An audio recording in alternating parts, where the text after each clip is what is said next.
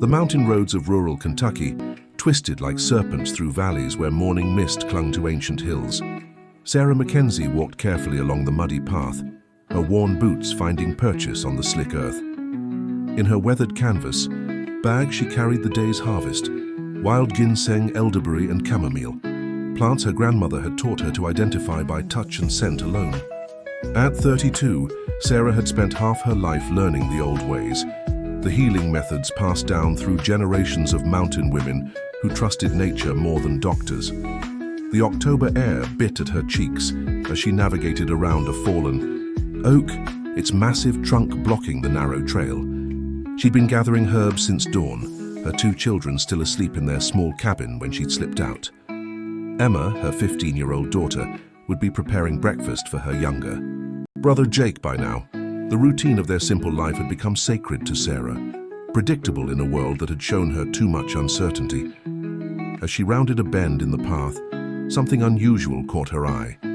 Through the trees, the gleam of expensive metal reflected the pale sunlight. A luxury SUV sat at an impossible angle, its front wheels caught in a washout that the recent rains had carved deep into the mountainside.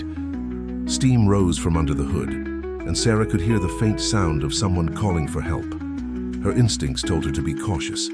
Strangers didn't often find their way this deep into the Kentucky mountains, especially not in vehicles that cost more than most folks around here made in 5 years. But the voice calling out held genuine desperation, and Sarah had never been able to turn away from someone in need. She approached slowly, her footsteps quiet on the soft earth. Through the SUV's tinted windows, she could make out 2 figures.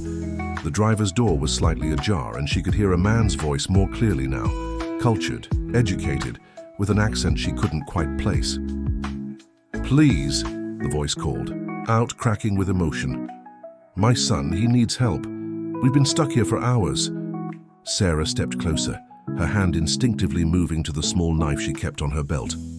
Not out of aggression, but from the mountain-bred caution that had kept her family safe for generations. The man behind the wheel was Middle Eastern, she realized, with graying temples and expensive clothing that seemed absurdly out of place in the wilderness. But it was the child beside him that made her heart clench with recognition. The boy, maybe 8 or 9 years old, lay unconscious against the passenger seat. His face was flushed with fever, his breathing shallow and rapid. Sarah had seen that look before, the dangerous kind of sickness that could take a child quickly if left untreated. "How long has he been like this?" she asked, dropping her bag, and moving to the passenger side of the vehicle. The man turned toward her voice, and Sarah noticed something she hadn't seen at first, the way his eyes didn't quite focus on her face, the careful way he moved his head, as if listening rather, then looking. "Since yesterday morning," he said, relief evident in his voice at finding someone willing to help. "But we were driving to Louisville when he collapsed. I can't see to drive us out of here. The GPS stopped working miles ago." Sarah didn't hesitate. Whatever brought this man and his sick child to her mountain, it didn't matter now. "I live about half a mile from here," she said, already calculating what she'd need to break the fever. "Can you carry him?" The man nodded gratefully, and Sarah watched as he carefully lifted his son from the car. The boy was small for his age, she noticed, and there was something fragile about him that went beyond the immediate illness. As they made their way down the mountain path, the man, who introduced himself as Dr. Marcus Haddad, explained that they'd been driving from his home in Nashville to see specialists in Louisville when his son David had suddenly become violently ill. "I'm a physician myself," Marcus said, his voice strained with worry as he carried his son. "But I can't see. Now to examine him properly, and my medical bag is limited. I've given him what I can, but sometimes the old ways work better than the new ones," Sarah finished, thinking of the countless fevers she'd broken with nothing more than herbs and patience. Her cabin came into view through the trees, a modest structure of weathered wood and stone that had housed 4 generations of Mackenzie women. Smoke rose from the chimney, and she could see Emma's silhouette moving past the kitchen window. "Emma!" Sarah called as they approached. "Clear the couch and put water on to boil." Her daughter appeared in the doorway, her long brown hair pulled back in a practical ponytail. Emma's eyes widened at the sight of the strangers, but she didn't ask questions. Mountain children learned early to trust their parents' judgment and act quickly in emergencies. Inside the warm cabin, Sarah immediately set to work. The living room was small but comfortable, with handmade quilts and furniture that had been built to last. She settled David on the couch while Marcus sat nearby, his hands hovering protectively near his son. "Jake," Sarah called to her 11-year-old son, who had emerged from his bedroom rubbing sleep from his eyes. "Fetch me the chamomile and elderberry from the kitchen shelf. Emma, I need clean cloths. And that thermometer from the medicine box." As her children moved efficiently around the cabin, Sarah knelt beside the sick boy. His fever was high, dangerous, but not beyond hope. She'd seen worse and brought children back from the edge with nothing more than plant medicine and prayer. "What's his name?" she asked Marcus as she began preparing a cool compress. "David Marcus Haddad," the man replied, his voice soft with love and fear. "He's 8 years old. He's everything to me." Sarah nodded, understanding. She'd felt that same desperate love when her own children had been sick, that willingness to give anything, everything to make them well. "Tell me about his illness," she said, gently placing the compress on David's forehead. "When did it start? What were the symptoms?" As Marcus described the sudden onset of fever, nausea, and weakness, Sarah mentally catalogued her herbs. The boy's symptoms suggested something viral, possibly picked up during their travels. Nothing that couldn't be fought with the right combination of natural remedies and careful nursing. Emma returned with the requested items, and Sarah began brewing a gentle tea from chamomile and elderberry. The familiar ritual of healing centered her, connecting her to the generations of women who had performed these same actions in this same room. "What I don't understand," Marcus said quietly, "is why we broke down here, of all places. I've driven this route before, but never on these back roads. The GPS seemed to malfunction." Sarah glanced up from her work. "Sometimes the mountain calls people where they need to be," she said simply. It was something her grandmother used to say, and Sarah had seen enough unexplainable coincidences in her life to believe there might be truth in it. Over the next few hours, Sarah worked steadily to bring down David's fever. She alternated cool compresses with warm herbal baths, coaxed spoonfuls of healing tea between his lips, and kept a constant vigil beside the couch. Marcus remained nearby, occasionally reaching out to touch his son's hand or forehead, monitoring his condition with the heightened senses of both a father and a physician. Emma and Jake, after their initial curiosity, had settled into helping where they could. Emma proved particularly useful, anticipating her mother's needs and asking thoughtful questions about the different herbs and their uses. Jake, meanwhile, had appointed himself as David's guardian, sitting cross-legged on the floor beside the couch and reading quietly from one of his adventure books. As evening approached, David's fever finally began to break. His breathing became easier, his face lost some of its frightening flush, and he began to stir restlessly rather than lying in that scary, too still way that had worried Sarah most. "He's going to be all right," Sarah told Marcus, seeing the tension finally begin to leave the man's shoulders, the fever's breaking and his colors coming back. Marcus reached out carefully until his hand found hers, squeezing it gently. "I don't know how to thank you," he said, his voice thick with emotion. "You saved his life." Sarah pulled her hand back gently, not uncomfortable with the gratitude, but unsure how to accept such profound thanks for something that felt as natural as breathing. "Any mother would have done the same," she said. But even as she spoke the words, Sarah knew this encounter was different somehow. There was something about Marcus Haddad, the way he spoke, the quality of his clothes, the expensive vehicle stuck on the mountain, that suggested their worlds were very different. Yet here they were, connected by the most basic human experience, a child's illness and a parent's love. As David slept peacefully for the first time in 2 days, Sarah found herself wondering what would happen when morning came. Would Marcus simply thank her again and disappear back into whatever world he'd come from? Or was this the beginning of something that would change all their lives in ways none of them could imagine?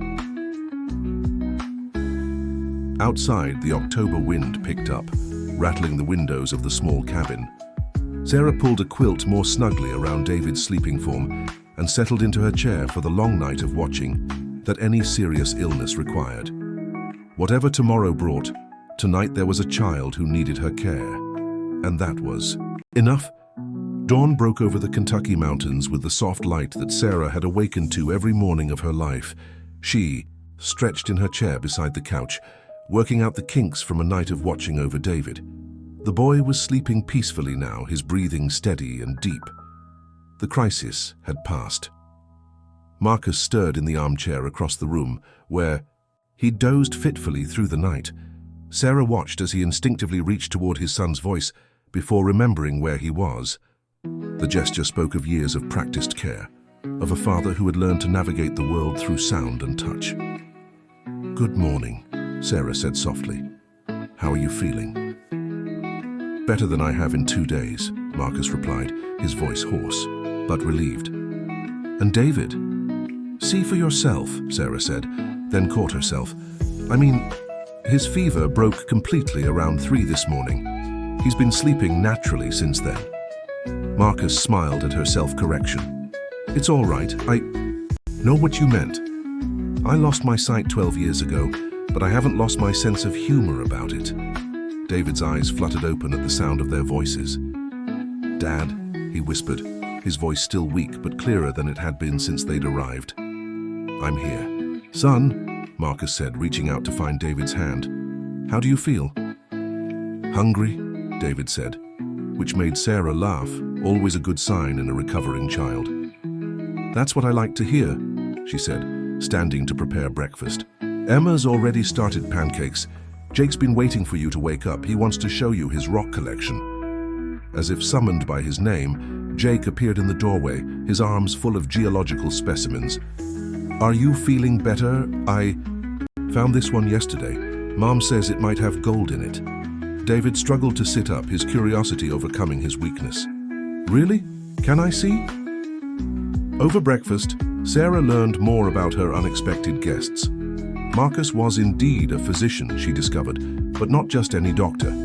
He was a specialist in rare diseases, and his work had taken him around the world. The expensive SUV, the quality of his clothes, the cultured way he spoke, they all began to make sense. "We live in Nashville," Marcus explained as Emma served them pancakes. "David's been seeing specialists there, but we were referred to someone in Louisville. That's why we were driving through Kentucky." "What kind of specialists?" Sarah asked, noting the careful way Marcus chose his words. "David has a rare genetic condition," Marcus said quietly. "It affects his immune system, makes him susceptible to infections that wouldn't bother other children. Yesterday's fever, it could have been very serious." Sarah looked at the boy, who was now animatedly discussing rocks with Jake. He was small for his age, she realized, and there was a fragility about him that she'd attributed to his illness. Now she understood it was something more permanent, something that would require constant vigilance. "Is that why you can't be away from him?" she asked. Marcus nodded. "I've been his primary caregiver since he was 2. His mother..." Marcus paused, seeming to weigh his words. "She wasn't able to handle his medical needs. It's been just David and me for 6 years now." Emma, who had been listening quietly while she cleaned up the breakfast dishes, spoke up. "My mum's been taking care of Jake and me by herself for 7 years," she said, "since our dad left." An uncomfortable silence fell over the table. Sarah hadn't intended for her family's situation to become part of the conversation, but Emma had always been direct about their circumstances. "I'm sorry," Marcus said. "That must have been difficult." "We manage," Sarah said simply. "We take care of each other." The parallel wasn't lost on any of them. 2 single parents, each doing whatever it took to protect their children. The difference was in their circumstances, Sarah realized. Marcus had resources she could only dream of, while she had skills and knowledge that his world had forgotten. "I need to call for help," Marcus said, "to get my car towed and arrange transportation to Louisville." "The nearest town with a tow service is about 20 miles down the mountain," Sarah said, "but you're welcome to use our phone." As Marcus made his calls, Sarah found herself watching David interact with her children. Despite his illness and the differences in their backgrounds, he fit in naturally with Emma and Jake. He was curious about everything: the way they heated water on the wood stove, the herbs drying in bundles from the kitchen ceiling, the chickens pecking around outside. "Your mom is like a real doctor," David told Jake, his eyes bright with interest. "But she uses plants instead of pills." "Better than pills," Jake said with the confidence of an 11-year-old. "Pills taste gross." Emma laughed. "Mom's been teaching me about herbs since I was little. Someday I want to study botany in college." "College?" David's eyes widened. "I want to go to college too. Dad says I can study anything I want." The casual way David spoke about college made Sarah's chest tighten. Emma was brilliant, smarter than anyone Sarah had ever known. But college had always seemed like an impossible dream. The cost, the distance from home, the risk of leaving everything familiar behind. Marcus returned from making his calls with news that complicated their situation. "The tow truck can't get up here until tomorrow," he said. "The main road is washed out from the storm 2 nights ago, and the doctor in Louisville has had to reschedule our appointment." "You're welcome to stay another night," Sarah offered, though she wasn't sure how the small cabin would accommodate them all. "I don't want to impose," Marcus said. "You've already done so much." "It's no imposition," Sarah said, and meant it. Despite the awkwardness of their different circumstances, she found herself genuinely enjoying Marcus's company. He was educated and well-traveled, but he wasn't condescending. He asked thoughtful questions about her healing methods and listened to her answers with genuine interest. That afternoon, while the children played outside, Sarah and Marcus sat on the front porch talking. The October air was crisp, and the mountains stretched endlessly into the distance, their peaks touched with the first hints of autumn color.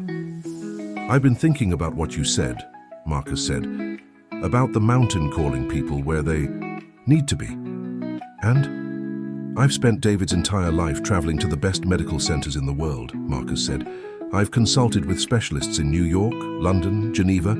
I've tried every treatment, every therapy, every cutting-edge procedure that modern medicine has to offer."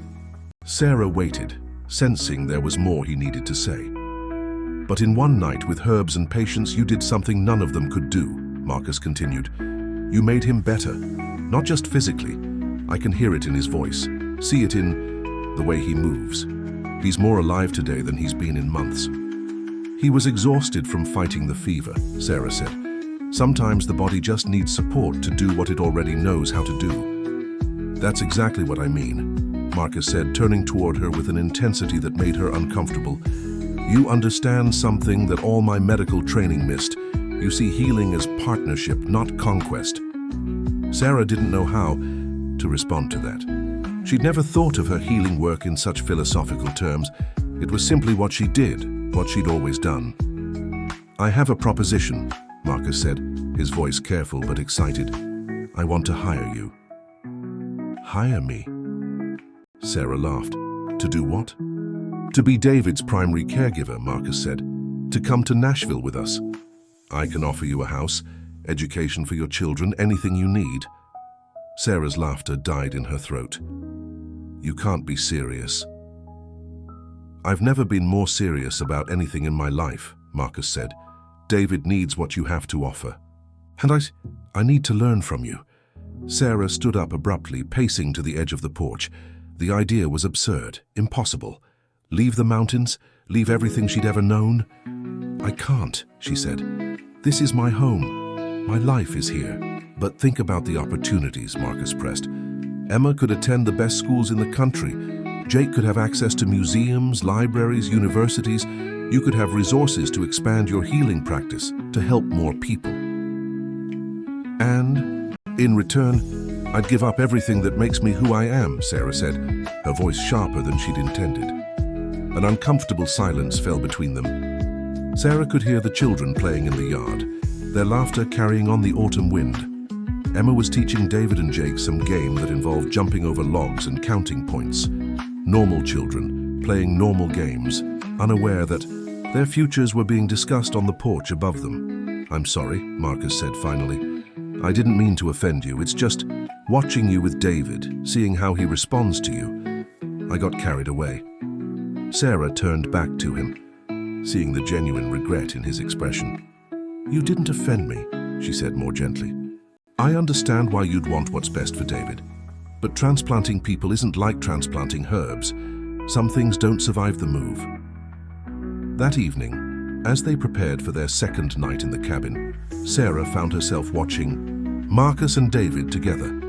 The love between them was obvious, but she could also see the strain. Marcus was exhausted from years of constant vigilance, from being the only thing standing between his son and a world that could easily overwhelm him. And David, despite his obvious affection for his father, seemed to blossom under the attention of Sarah's children. He was laughing more, asking questions, showing a curiosity that had been dampened by years of medical appointments and protective isolation. Maybe, Sarah thought, as she tucked quilts around her sleeping children, the mountain had called them all here for a reason she didn't yet understand. The tow truck arrived the next morning, its diesel engine echoing through the mountain valleys as it navigated the narrow road to Sarah's cabin. Sarah watched from her kitchen window as the driver, a weathered man named Carl who'd been pulling vehicles out of Kentucky hollers for 30 years, shook his head at the sight of Marcus's expensive SUV wedged between the rocks. "City folks," Carl muttered, loud enough for everyone to hear, "always think their fancy GPS knows better than the mountain roads." Marcus took the comment in stride, though Sarah noticed the slight tightening around his eyes. She was beginning to recognize his tells, the way he tilted his head when he was processing information, the careful control he maintained over his expressions. "How long to get it running?" Marcus asked. "Oh, she'll run fine once I get her unstuck," Carl said, circling the vehicle with professional assessment. "But you're looking at some body damage, and I'd recommend getting that transmission checked once you're back in civilization." While Carl worked to extract the SUV, Sarah found herself in an unexpected conversation with David. The boy had recovered his strength quickly, but seemed reluctant to leave the cabin and her children. "I don't want to go back to Nashville," David confided to her as they sat on the front porch steps. "Can't we just stay here?" "This isn't your home, sweetheart," Sarah said gently.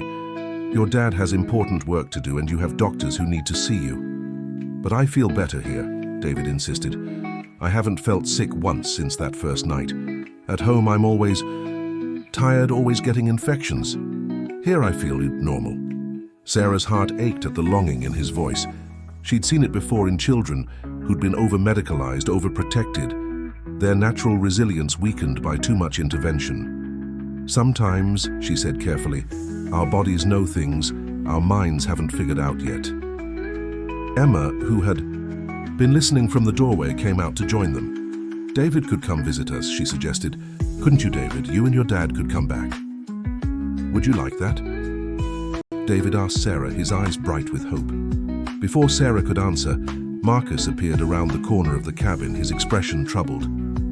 "The SUV's free," he said, "but there's a problem." Sarah stood, immediately alert to the tension in his voice. "What kind of problem?" "Carl says the nearest place to get the transmission properly checked is in Lexington," Marcus said.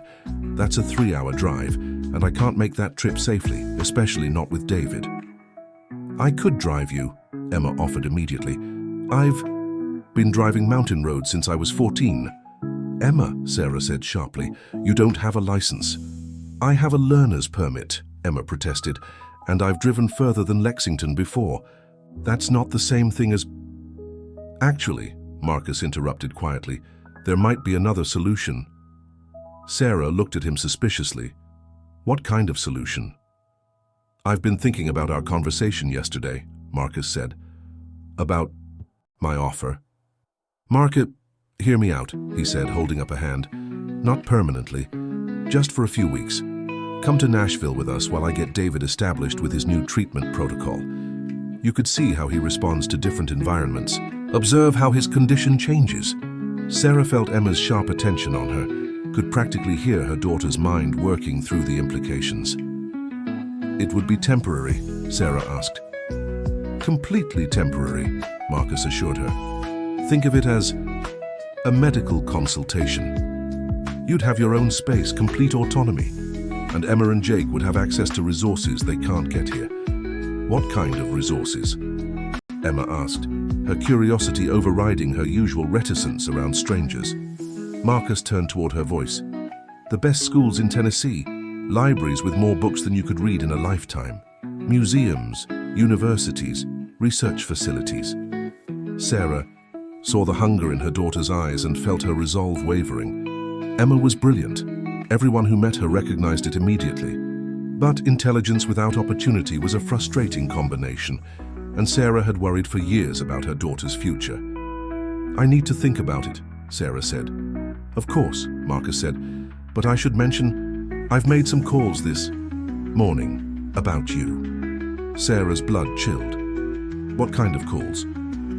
To colleagues in integrative medicine, Marcus said quickly, seeing her reaction. I wanted to understand more about traditional healing methods. Sarah, what you do. It's not just folk wisdom. There's serious scientific interest in plant-based medicine, in holistic approaches to immune system disorders. I don't need scientific validation for what I know works, Sarah said stiffly. No, you don't, Marcus agreed. But what if you could use that validation to help more people? What if you could bridge the gap between traditional and modern medicine? Emma stepped forward. Mom, what if this is exactly what you've been preparing for your whole life? Sarah looked at her daughter in surprise. What do you mean? All those years learning from Grandma Mackenzie, Emma said, her voice gathering strength as she spoke.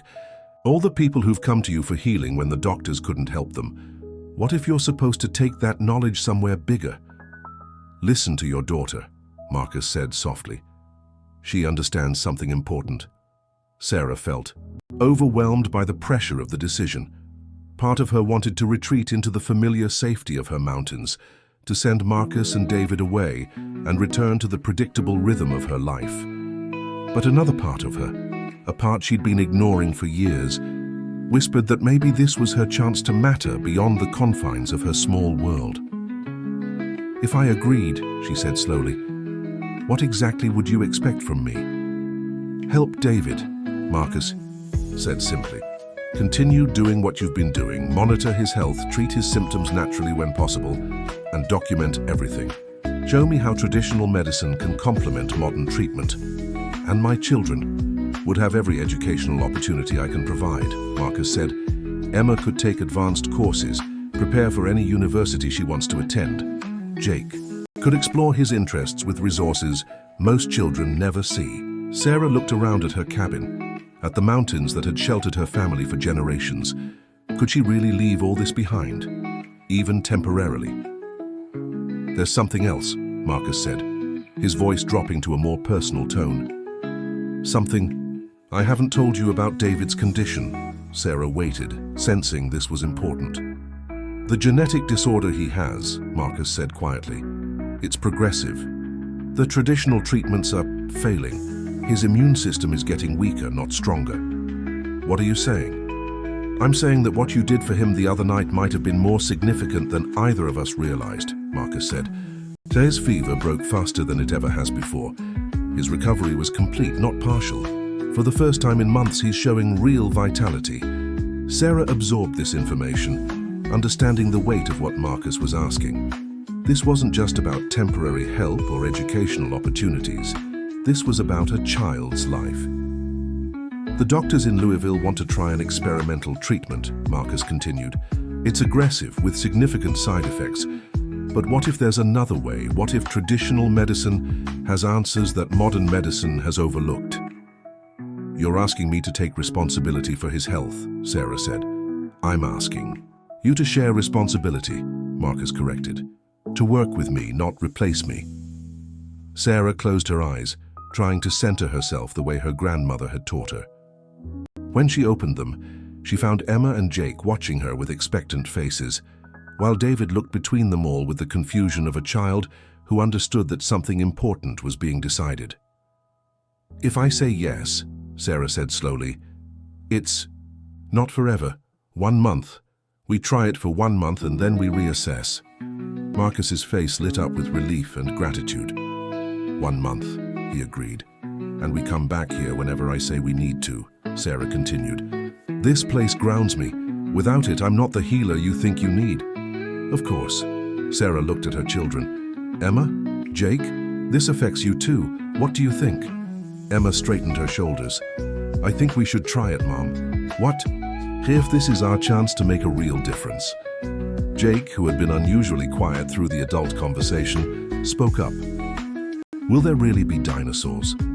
Despite the tension of the moment, everyone laughed. "Museums full of them," Marcus promised. "Then I want to go too," Jake decided. Sarah felt the last of her resistance crumble. Maybe Emma was right.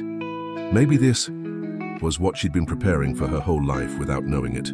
"All right," she said, surprised by the certainty in her own voice. "1 month. We'll try it for 1 month." As if to seal the decision, David jumped up from the porch steps and hugged Sarah tightly. "Thank you," he whispered. "Thank you for making my dad smile again." Sarah looked at Marcus over David's head and realized that the boy was right. Marcus was smiling in a way that transformed his entire face, making him look younger and more hopeful than she'd yet seen him. What had she just agreed to? Nashville's skyline rose before them like a mirage as Marcus's repaired SUV crested the final hill on Interstate 40. Sarah pressed her face to the window, trying to reconcile the gleaming towers and sprawling suburbs with her mental image of Tennessee. This wasn't the rural, mountain-bordered state she'd imagined. This was a metropolis that seemed to pulse with energy and ambition. "It's bigger than I expected," Emma said from the seat behind her, echoing Sarah's thoughts. "Wait until you see the music district," David said excitedly. "And the science museum has a real planetarium." Jake, who had been unusually quiet during the 4-hour drive, finally spoke up. "Are we really going to live here?" "For a while," Sarah said, still processing the magnitude of what she'd agreed to do. Marcus navigated the busy streets with the confidence of someone who knew the city well, despite his blindness. Sarah watched in fascination as he used audio cues, the rhythm of traffic lights, and his obviously extensive knowledge of the roadways to guide them through downtown Nashville. "How do you do that?" she asked. 12 years of practice," Marcus said with a slight smile. "When you can't see the world, you learn to hear it differently. Every city has its own sound signature." They turned into an exclusive neighborhood called Belle Mead, where massive houses sat behind wrought iron gates and perfectly manicured lawns. Sarah felt her stomach tighten as the houses grew larger and more imposing. This wasn't just wealth. This was a level of affluence she'd never imagined existing in real life. "This is us," Marcus said, pulling into a circular driveway that led to a house that could have contained Sarah's entire cabin 3 times over. The Mackenzie family stood in the driveway for a long moment, simply staring. The house was beautiful, Georgian colonial style with tall white columns and extensive gardens, but it felt more like a museum than a home. "It's very," Emma began, then trailed off. "Big," Jake finished helpfully. David bounded out of the car, his energy restored by the familiar surroundings. "Wait until you see the pool, and there's a library with a ladder that slides along the shelves." As they gathered their modest luggage from the SUV, Sarah noticed a woman watching them from an upstairs window. The figure disappeared quickly, but not before Sarah caught a glimpse of elegant silver hair and a disapproving expression. "Who was that?" Sarah asked Marcus quietly. Marcus paused in his unpacking, his expression tightening almost imperceptibly. "My mother," he said, "Eleanor Haddad. She lives here with us." Sarah felt a chill that had nothing to do with the October evening air. Something in Marcus's tone suggested this might be more complicated than he'd let on. The front door opened before they reached it, revealing a woman in her 70s with the kind of refined bearing that spoke of generations of privilege. Eleanor Haddad was still beautiful, with sharp cheekbones and intelligent eyes that took in Sarah and her children with undisguised assessment. "Marcus," Eleanor said, her voice carrying the faint accent of old Nashville aristocracy. "You're later than expected." "We had car trouble," Marcus said, leaning down to accept his mother's perfunctory kiss on the cheek. "Mother, I'd like you to meet Sarah Mackenzie and her children, Emma and Jake." Eleanor's smile was polite but cool. "Welcome to Nashville," she said. "I trust your rooms will be adequate." "Rooms?" Sarah asked, confused. "I've prepared the guest wing," Eleanor said smoothly. "I thought you'd prefer privacy while you adjust to city life." The subtle emphasis on the word adjust wasn't lost on Sarah. She was being politely but firmly relegated to the status of temporary help, housed separately from the family proper. "Actually," Marcus said, his voice taking on a slight edge, "I thought Sarah and her family might prefer to be closer to David. The rooms near his suite would be more convenient." Eleanor's eyebrows rose fractionally. "I see. Well, if you think that's appropriate." The word hung in the air like a challenge. Sarah felt her cheeks burn, recognizing the subtle dismissal for what it was. She'd encountered this attitude before. The assumption that mountain folk were somehow lesser, temporary curiosities to be managed rather than welcomed. "The guest wing will be fine," Sarah said firmly, meeting Eleanor's gaze directly. "We appreciate your hospitality." As they were shown to their accommodations, Sarah tried not to feel overwhelmed by the luxury surrounding them. The guest wing was larger than her entire cabin, with 3 bedrooms, a sitting area, and a kitchenette. Everything was pristine, expensive, and utterly impersonal. "This is incredible," Emma whispered, running her hand along marble countertops that probably cost more than Sarah made in a year. Jake was more direct. "It's fancy, but it doesn't feel like home." That evening, as Sarah tucked her children into beds with thread counts they'd never experienced, she wondered if she'd made a terrible mistake. The house was beautiful, the neighborhood was safe, and the opportunities Marcus had promised were clearly real. But something felt wrong, and she couldn't shake the sense that she was being tolerated rather than welcomed. Her concerns deepened the next morning when she met Dr. Richard Thornton, Marcus's longtime colleague and friend. Thornton was a distinguished man in his 60s, with the kind of confident bearing that came from decades of medical success. He joined them for breakfast in the main house's formal dining room, where Eleanor presided over the meal with perfect hostess efficiency. "So you're the mountain healer Marcus has been telling me about," Thornton said, his tone professionally, polite but skeptical. "He says you've had remarkable success with David's symptoms." "I've helped where I could," Sarah said simply. "Using what methods exactly?" Thornton pressed. "I'd be interested in understanding your approach." Sarah felt the weight of everyone's attention on her. Eleanor was listening with barely concealed disapproval, Marcus with hopeful expectation, and the children with protective concern. "Traditional plant medicine," Sarah said, "herbs that have been used for generations to support the body's natural healing processes." "I see," Thornton said, his smile not quite reaching his eyes. "And you believe these folk remedies can effectively treat a complex genetic disorder?" The word folk stung, carrying as it did the implication of primitive superstition. Sarah felt her temper rise but kept her voice level. "I believe the body knows how to heal itself when given proper support," she said. "Sometimes that support comes from plants rather than laboratories." "How fascinating," Eleanor interjected smoothly.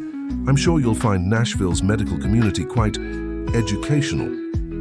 The breakfast continued with polite conversation about schools for Emma and Jake, activities for David, and the logistics of their temporary arrangement. But Sarah couldn't shake the feeling that she was being evaluated, measured against some standard she didn't understand and couldn't meet. Later that morning, while the children explored the house and grounds, Marcus invited Sarah to his study. The room was impressive, floor-to-ceiling bookshelves, comfortable leather furniture, and medical journals in multiple languages.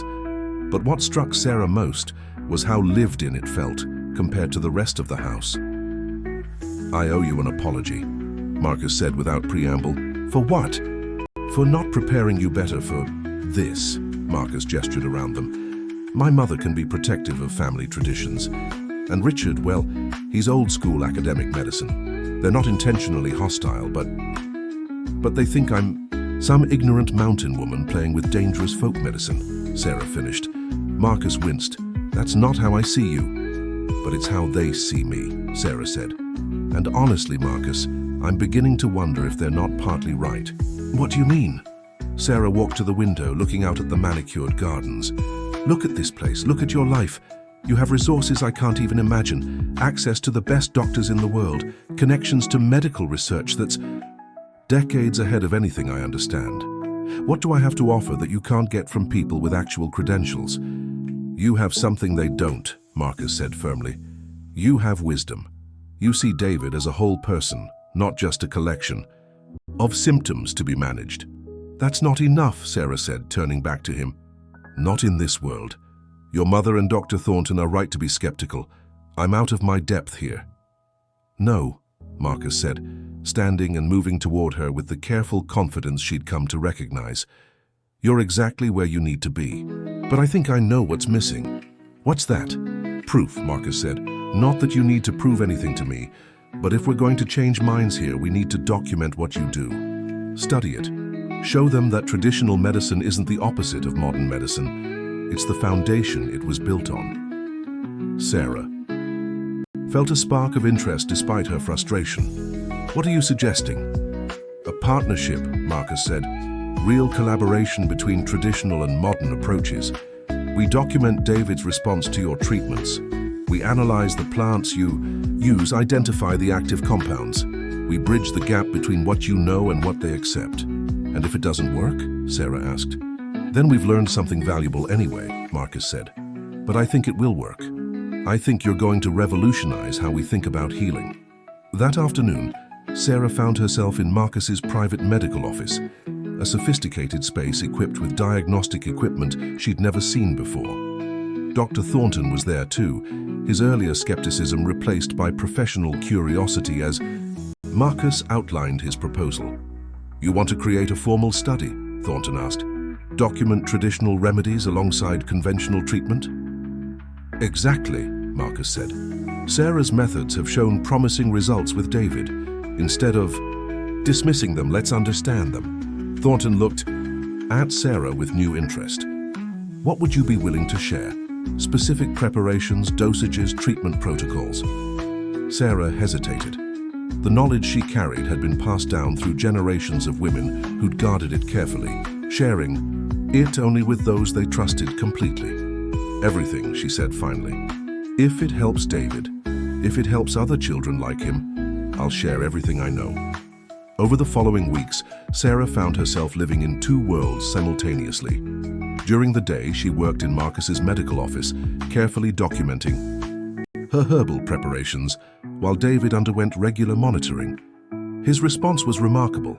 His energy levels increased, his susceptibility to infections decreased, and his overall vitality improved in ways that impressed even Dr. Thornton. The evenings belonged to her children's transformation. Emma thrived in the academic environment Marcus had arranged, taking advanced courses at a private school that challenged her brilliant mind. Jake spent hours in the city's museums, coming home each day with new discoveries about dinosaurs, space, and the natural world. But the real change was in David. Away from the overprotective medical environment that had defined his childhood, he began to bloom. He played with genuine energy, asked endless questions, and showed a curiosity about the world that had been suppressed by years of illness and limitation. Look at him, Marcus said one evening as they watched David and Jake building an elaborate fort in the backyard. He's never been this healthy, this alive. Sarah nodded, feeling a deep satisfaction in the boy's transformation, but she also felt something else, a growing connection to Marcus that went beyond their shared concern for David.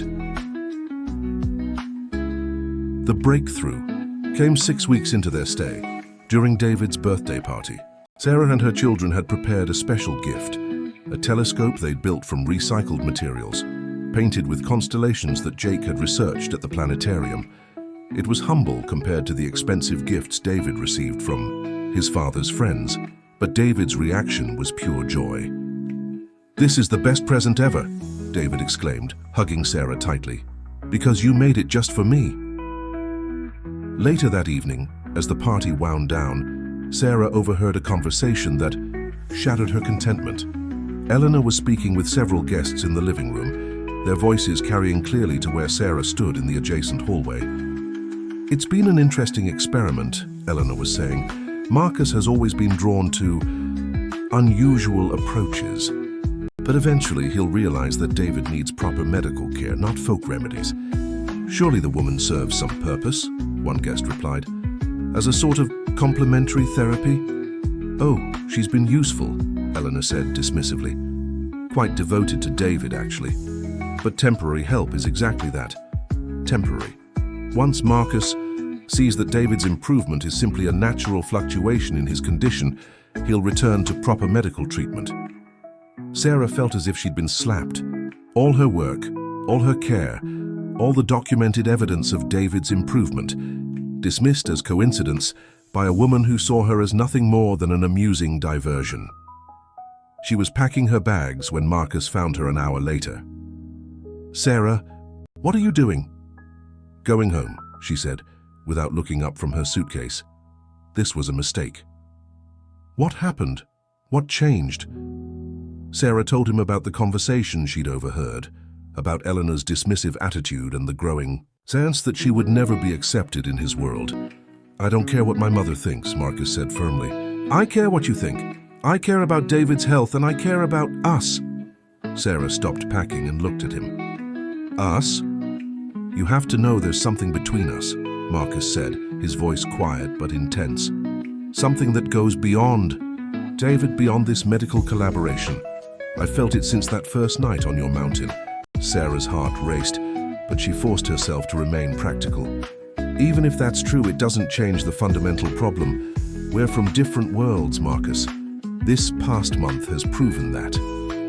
"No," Marcus said, moving closer. "This past month has proven that worlds can be bridged. Look what you've accomplished here. Look how David has thrived. Look how Emma and Jake have grown."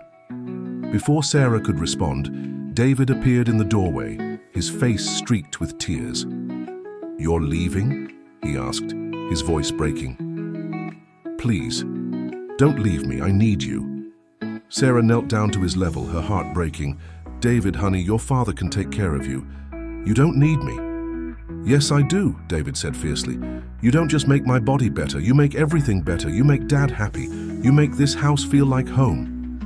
Marcus knelt beside them, and Sarah could see unshed tears in his eyes. "He's right," Marcus said. "You do make everything better. You've given us both the kind of healing we didn't even know we needed. But your mother will learn to accept what makes her son and grandson happy," Marcus said firmly. "Sarah, I love you. I think I've loved you since. You first took David in your arms and made him well. Please don't leave us." Sarah looked between Marcus and David, seeing the genuine love and need in both their faces. She thought about Emma, thriving in her challenging academic environment. She thought about Jake, discovering new worlds every day. She thought about her own sense of purpose, stronger now than it had ever been. "What are you asking me?" she said quietly. "I'm asking you to stay," Marcus said, "not as temporary help, not as an experiment, as family. Marry me, Sarah. Let's build something together that neither of us could create alone." Sarah's breath caught. "Marcus." "I know it's complicated," he said quickly. "I know there are obstacles, but we've already proven that different approaches can work together. Your traditional medicine and my modern resources. Your mountain, wisdom and my city connections. Emma's brilliant mind and David's curious spirit. Jake's wonder and your healing touch. We can create something beautiful together." David threw his arms around both of them. "Please say yes," he whispered. "Please, be my mom." Sarah closed her eyes, feeling the weight of the decision. When she opened them, she saw not the intimidating luxury of Marcus's world, but the faces of people she'd come to love. "One condition," she said finally. "Anything," Marcus said. "We split our time," Sarah said. "The children need to know where they come from. They need to understand that their roots in those Kentucky mountains are just as important as any opportunities the city can offer." "Of course," Marcus agreed immediately. "We'll have the best of both worlds." Sarah looked around the room, at David's hopeful face, at Marcus's earnest expression, at her packed suitcase that suddenly seemed ridiculous. "All right," she said, surprising herself with the certainty in her voice. "Yes, I'll marry you." The celebration that followed brought the entire household together. Even Eleanor, faced with her son's obvious happiness and her grandson's transformation, began to soften her attitude toward the mountain woman who had brought such positive change to their lives. 6 months later, Sarah stood in the garden of their Nashville home, her hand resting on her growing belly while she watched Marcus and David tend to the medicinal herb garden they'd planted together. Emma was at Vanderbilt University, having graduated early from high school, while Jake divided his time between the Natural History Museum and the Astronomy Club at his new school. The integration hadn't always been smooth. There had been challenges from the medical community, skepticism from some of Marcus's colleagues, and adjustment difficulties for all the children. But slowly, steadily, they had built something unique, a family that bridged worlds, a medical practice that honored both tradition and innovation, and a love that had grown stronger through every obstacle. "Sarah," Marcus called, looking up from the herb garden with a smile that still made her heart skip. "David wants to know if we can add a section for the Cherokee plants you mentioned." "Of course," Sarah called back, walking toward them across the lawn. As she joined her husband and stepson among the healing plants, she marveled at the journey that had brought them all here. She had set out to heal a sick child and had ended up healing an entire family. More than that, she had proven that different kinds of wisdom could work together, that love could indeed bridge any gap, and that sometimes the most important healing had nothing to do with medicine at all. As the three of them worked together, in the garden, planning which plants to add and discussing the properties of each herb, Sarah felt a deep sense of completion. She had found her place in the world, not by abandoning who she was, but by being exactly who she was meant to be, in exactly the place she was meant to be. The mountain had called them all to where they needed to be, just as she had told Marcus that first day. And in bringing them together, it had created something beautiful, something healing, something that would grow and flourish for generations to come. Fimda Historia. Dear listeners, we hope Sarah and Marcus's story has touched your hearts as deeply as it has touched ours.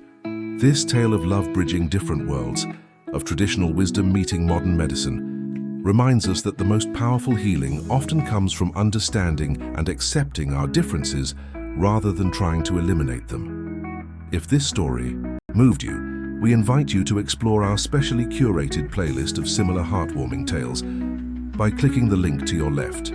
Don't forget to subscribe to our channel and give this video a thumbs up if Sarah's journey from the Kentucky mountains to Nashville inspired you. Every day we bring you unique stories that explore the beautiful complexity of human connection and the healing power of love. We can't wait to hear your thoughts in the comments below.